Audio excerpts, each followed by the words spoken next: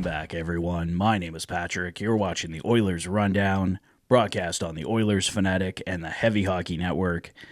It's once again game day. The Edmonton Oilers and Carolina Hurricanes getting set to battle at 5 p.m. tonight on Hockey Night in Canada. The Edmonton Oilers on a season worst, and well, they're worst in a couple seasons anyway. A big losing streak going on here that they absolutely have to put to an end right away here. They cannot allow this tailspin to continue. There were some positive signs last game against the Florida Panthers. The Oilers are looking better, but they have to dig deep, be determined, show that drive, whatever phrase you want to use. The Oilers just simply have to get it done tonight. Let's get this losing streak over with. Oilers CEO and President Jeff Jackson and GM Stan Bowman, they're looking at this losing streak, wondering if they should overreact. And we were talking about it on the Oilers Live podcast earlier this week on the Heavy Hockey Network. If the Oilers were on a huge winning streak right now, you couldn't go into the trade deadline thinking they don't have to add anything. And if they're on the big losing streak right now, which they are, you can't go in thinking you have to fix absolutely everything. Not everything is wrong with this team, but they certainly do need some changes, and they certainly do need some help. Jeff Jackson was a guest on the 100% podcast with Darren Millard and John Shannon a couple days ago. Some big news came down out of that podcast that a lot of us missed. I'm going to discuss that in a moment, but right now I just want to focus on what Jeff Jackson also said in that podcast, and that was that the Edmonton Oilers are looking for a depth forward and a depth defenseman, looking to upgrade those areas, and I think that's where the Edmonton Oilers definitely need to focus on.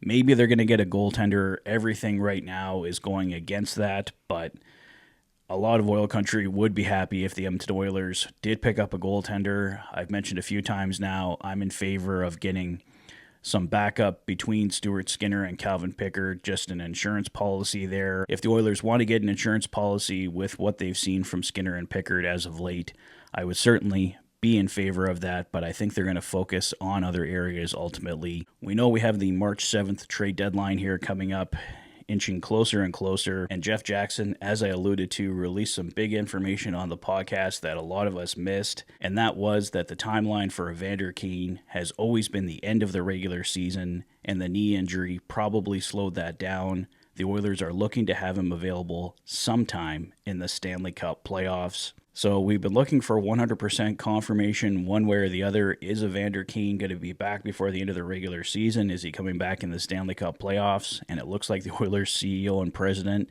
has given us that confirmation. I'm kind of surprised it was released in this fashion. I don't know if we can take it as 100% fact right now, whether this is Jeff Jackson just going off a belief that they've had for a long time, or this is based on new information or recent information, but for now, I think we can say that Evander Kane will not be back before the end of the regular season if this is what Oilers CEO and President Jeff Jackson is stating, and this is just a couple days old here. So, as we know, we were supposed to get an Evander Kane update on March 1st, which is today, and looks like we got it a couple days early. Let's see if anything else trickles down. As I mentioned in yesterday's video, we might hear something from Elliot Friedman on Saturday Night Headlines on Hockey Night in Canada, so may get some more information that way, but for right now, it's looking like Evander Kane will miss the regular season for the Edmonton Oilers, and that means the Edmonton Oilers can fully utilize his cap space to make upgrades at the March 7th trade deadline. With it being March 1st, Evander Kane's no-trade clause is no longer in effect. He had to submit a list of 16 teams to the Edmonton Oilers today that he would accept a trade to, so we'll see what happens there. There was some discussion today, could the Edmonton Oilers possibly move Evander Kane? I just can't see it happening, given Evander Kane's current injury status. The Edmonton Oilers probably just going to hang on to him for this season. As for this summer, I think everything's on the table. I definitely think we could see an Evander Kane trade happen at that point. I don't think Evander Kane has a future here with the Edmonton Oilers.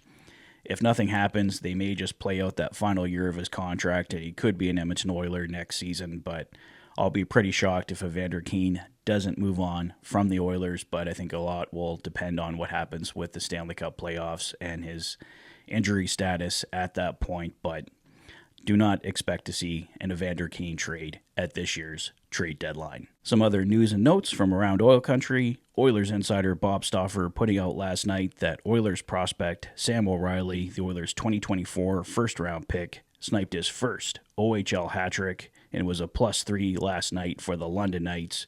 He projects to be a two-way right-shot center for the Oilers. This season, he has 21 goals, 35 assists for 56 points in 54 games played, and is a +47. Looking ahead to the game tonight, the Oilers' social media account had these game notes. Brett Kulak scored his 7th goal of the season versus Florida on Thursday, setting a new career high. He also set a new career high for block shots in a game with 8 against the Panthers. John Klingberg has 4 points, 1 goal, 3 assists over his last 3 games, and Connor McDavid is 1 assist away from 700 for his career. He has recorded at least a point in 5 straight games versus Carolina. And I can also confirm that the lineup will remain the same tonight for the Edmonton Oilers as they take on the Carolina Hurricanes. A top line of Nuge, McDavid, Hyman, a second line of Skinner, Draisaitl, and Arvidsson, a third line of Janmark, Henrique, and Brown, a fourth line of Podkolzin, Kapanen, and Perry. On defense, Ekholm and Bouchard, Stetcher and Emerson, Kulak and Klingberg, and Calvin Pickard will get the start against the Carolina Hurricanes. Darnell Nurse remains out day-to-day with an injury, and Matt Savoy will be a healthy scratch. Well, that's all the latest, guys. Let me know your thoughts on Evander Kane, on the lineup for tonight. What do you think happens for the Edmonton Oilers at the March 7th trade deadline? Let me know your thoughts on everything in the comment section below. If this is your first visit to the channel and you like what you see, please consider liking and subscribing for all the latest Oilers content. You've been watching the Oilers Fanatic. Thanks for being a fan.